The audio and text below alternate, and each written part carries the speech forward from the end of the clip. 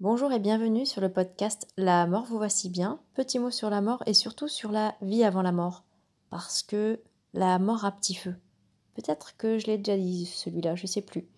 Épisode 15.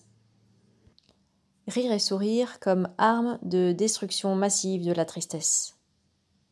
Alors cet épisode est un petit peu particulier puisque ça fait quelques jours que je suis replongée dans un état de tristesse assez intense qui m'a un peu rattrapée.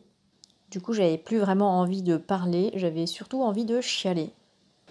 Parce que malheureusement, il y a des événements extérieurs qui viennent perturber le deuil et que c'est aussi difficile d'y faire face quand on est seul et qu'on se dit j'aimerais bien que l'autre soit là.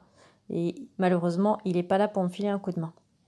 Alors effectivement, le sourire et le rire, je les ai beaucoup utilisés dès le décès de mon mari parce que ce sont vraiment des armes pour avancer. Ça a toujours été des armes dans ma vie.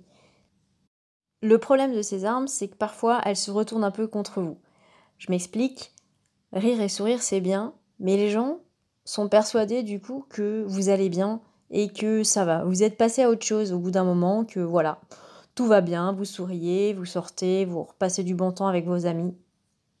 Alors je voudrais préciser que le vocabulaire que j'utilise justement, armes de destruction massive notamment, combattre, ça fait référence justement au deuil qui est un véritable combat de tous les jours. Et on s'en rend plus vraiment compte. Les gens ne s'en rendent plus compte au quotidien. Pourtant, ce combat, il est réel et il est bien présent.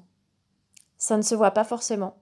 Par exemple, chez moi, c'est assez particulier, c'est-à-dire que dans des pics de stress comme celui que j'ai vécu ces derniers jours, mon corps s'autodigère. J'appelle ça le régime perte de conjoint. C'est comme ça, je perds du poids. Donc le rire et le sourire, c'est quand même aussi une grande vitrine.